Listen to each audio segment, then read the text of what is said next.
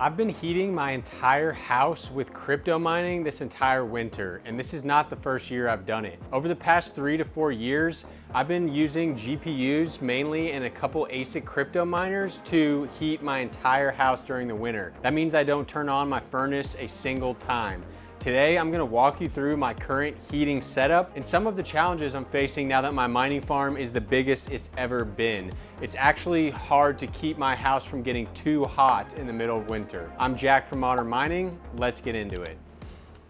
All right, guys, so as I mentioned, it's getting a little hard to even keep my house cool enough during the winter. Normally, you have the issue where your house is not hot enough and therefore you need more crypto miners or you need to turn on the furnace.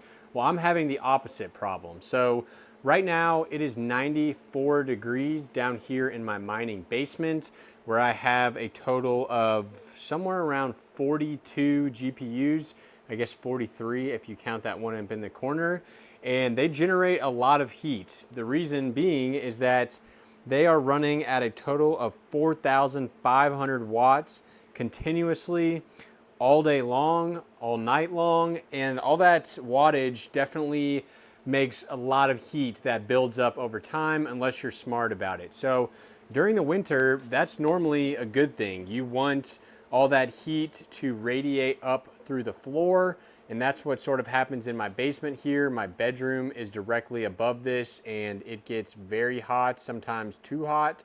And then I also have the door to my house down here opened up, and I've got a little fan down here. This fan will run just about once every hour for like 10 to 15 minutes, and it's just basically getting some airflow from the garage right here into the rest of the house. But that sounds simple, but I have a couple other tricks that I've been doing that I want to show you guys in this video. So one of the main issues I've been running into this year is that we've had a lot of temperature swings where it goes from 20-degree highs to 60-degree highs all within a same week period.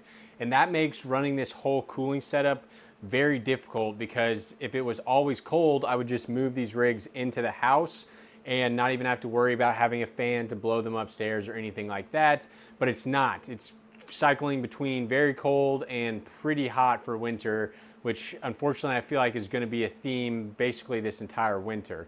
So let's take a look at some of a few tricks I have and that I'm using to hopefully help some of you guys out. So I mentioned that it is 94 degrees down here, and that's why I have not closed off this fan right here.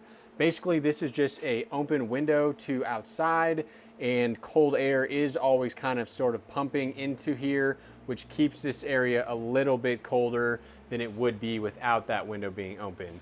Additionally, I have this window over here is open, which allows for basically wind to come into this area and then force kind of air out from there, or just static cold air comes through both of them in general. Now, the biggest thing that I've done in terms of fighting the hot and cold swings is making sure my setup is customizable. So when it gets very, very cold outside, I actually have a foam insert that I can put into this window and totally seal it off. I've only had to do that one time this year so far, but let's take a look at that. So here's the outside of this window here, and I can take this pre-cut foam board and basically stick this into the window like that.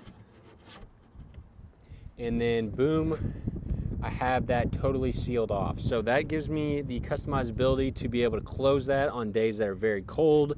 And in turn, I can also close that window, and then I'm totally sealed off and all the heat is coming into the house. So that's what I do if it's too cold outside. I put in that insert, and then I'm totally basically cocooned in my house, and all this heat very quickly warms up the rest of my house. Still haven't had to turn the heat on, and it is almost January. So what do I do if it gets too hot? Well, that is a big fan. I can just turn it on and start sucking some of the heat out of the garage. But it has actually a much better feature to it that I didn't even originally intend, but I have been using it like that. So if you guys know what an attic fan is, it's normally a fan that's in your attic, obviously, and when you turn it on, you're meant to open all the windows in your house, and it's going to pull fresh air into your house and exhaust basically that stagnant air that's in your house out through the attic, and then you can cycle all the air in your house very quickly. Now this house actually came with an attic fan. I did just patch over it with drywall because it let a lot of heat from the attic down into the house during the summer. But what I didn't know when I installed this fan is that I was basically installing an attic fan, but instead it's a garage fan. So what this does is it allows me to basically suck all the hot air out of my entire house, not just the garage when my house is too warm. So I have my little wind meter here. We're gonna go test how much wind is coming through those windows upstairs while the fan's off. And then we'll turn that fan on and see just how much cold air gets sucked into the house when I turn that fan on. It really works out really good because a lot of the times my upstairs is like 74 degrees and I don't want to turn on the AC. It's the middle of January. So what I do is I just flip that fan on and it starts pulling the cold air in. So let's see just how strong it really is. By the way, if you need a good fan recommendation, I will leave this one down below. This is a DC 8000 CFM exhaust fan, and at full power, 8000 CFM, this thing barely uses over 100 watts. It's like the most efficient fan of all time, also very quiet. And I'll also leave links to my smart plug that I use to turn this fan off and on from my phone when I'm on the go. And this thing, which I'm not currently using, but which is a temperature probe so that you can have the fan automatically go on and off based on the temperature. And then the only other thing that is involved in my setup here is these Govee sensors so that I can always see the temperature of my garage. Why is this set on Celsius, huh? So I can always see the temperature of my garage on the go and basically know when I need to turn this fan off and on.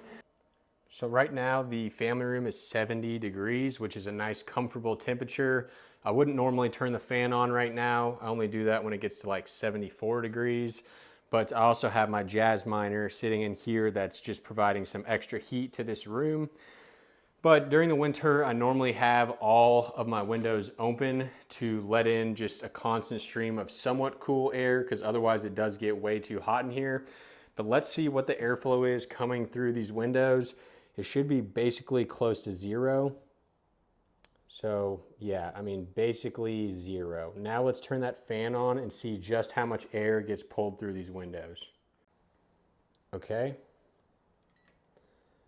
All right, that fan is turned on and we should start to slowly see this ramp up as the fan ramps up.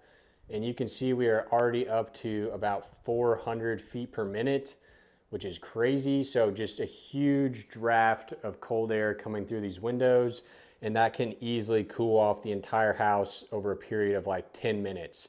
And what happens is this cold air gets sucked into the house and then through the kitchen and then down the steps and basically right out to the garage, which is also pulling all the heat from the garage out the window, as well as all this fresh air that's being pulled in. This is what that fan sounds like in the garage while it's on. And keep in mind that this window down here is still on, and we can see that we're also getting like 400 feet per minute from this window down here. So if I were to close this, the amount of air that gets pulled through the windows upstairs is even higher, probably gets closer to 600. Here you can see that this fan is basically on 3/4. It's not even on the highest speed. So that's pretty nice. I mean, if I wanted more air, I can get it even higher than this. So as you can see, that fan makes my entire heating and cooling setup extremely versatile. I can handle situations where it's too cold, and I can handle a situation where it's too hot. Now it does require a decent amount of kind of just monitoring. Like right now where it's 94, I probably should just open the garage and cool this garage a little bit, because the inside of the house is at a good temp, 70 degrees, but the garage is a little toasty. So I have a bunch of different options of things I can do, and it just requires a little bit of monitoring, but it does allow me to basically go the full winter without turning on my heat, which for me personally is about $120 savings per month, maybe even closer to $150 come January. And with GPU mining and crypto mining being such a low profit venture on home electricity rates right now, being able to save that power money definitely makes it much more worth it in the wintertime than in the summertime. It's definitely one of my favorite things about GPU mining is just the thought of I'm heating my house with money printers. That never gets old, and it's definitely my favorite thing about GPU mining. So let's talk about some quick goals with the setup. Obviously, if you've been a fan of the channel for a long time, you'll remember in January of last year, I had a lot of these rigs inside, sitting in the office and sitting in the basement. And I would like to do that this year, but it just has not been cold enough yet. And I also have much more ASICs this year. I've got 4 Ice River units upstairs, as well as the Jazz Miner. And those are already providing enough heat inside to where at this point in time, I do not need to bring these upstairs. So we'll see what happens in January and February, but it's looking like these may just stay in the garage all winter. And if that's the case, so be it. I already have this nice shelf made and it's working out pretty well. If you're wanting to get into crypto mining or to heat somewhere in your house that you're currently using like a space heater or something, check out this video where I turn a trash PC into a budget Bitcoin miner that you can use almost as a space heater. As always, thanks for watching Modern Mining. Peace.